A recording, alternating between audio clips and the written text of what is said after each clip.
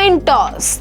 Now we are going to make a coin toss app, and then we will turn it into a game in the next section. First, to create this app, we are going to use the random library in Python so we can add some randomness functionality to Python. The first thing we will need to do is import this library into our code.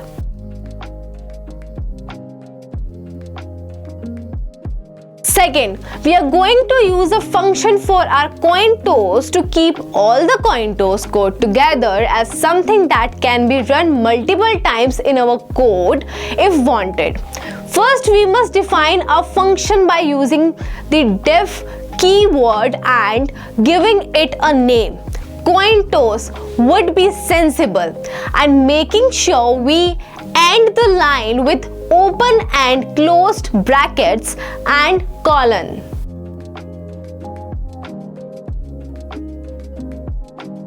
Third, inside the functions, so all of these lines must be indented.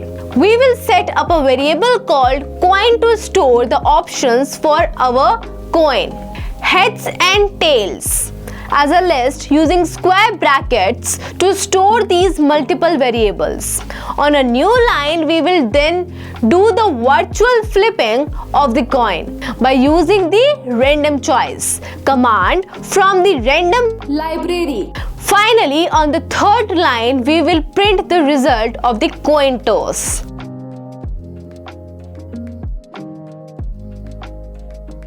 Fourth, now our function is defined. We just need to run it. By writing the name of the function on a new line, make sure this is not indented so it is not inside the function itself.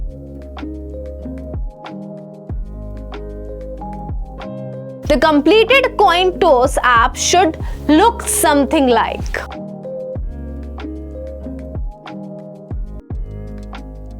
Coin toss game. Finally, we are going to intend the coin toss app by turning it into a game where the user guesses the result of the coin toss.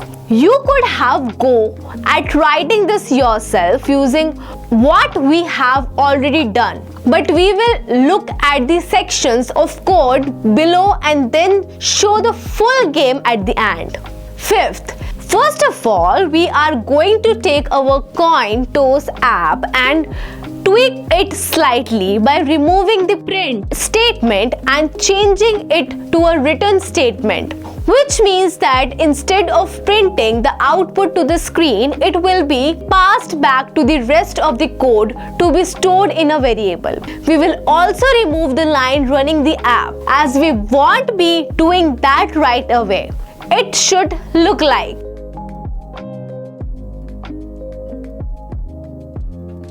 Sixth, there are various ways of writing the part that gets the user to input a guess, runs coin toss to create a result, and compare the two.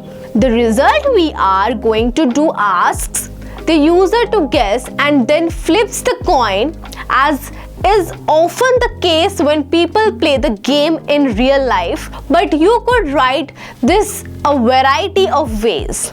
We are also going to check if the user has answered either heads or tails, as otherwise the game won't work. To start with, we will get the user's guess using input as we have done before.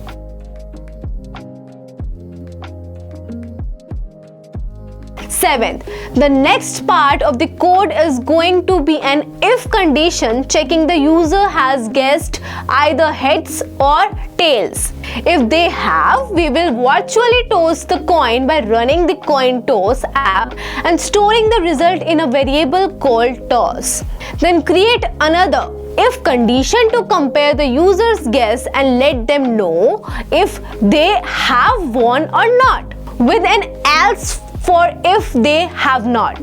The first if condition will also need an else to let them know why the game would not work.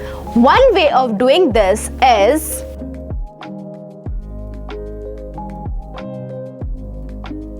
The full coin toss game could look something like, or you might have decided to write it differently.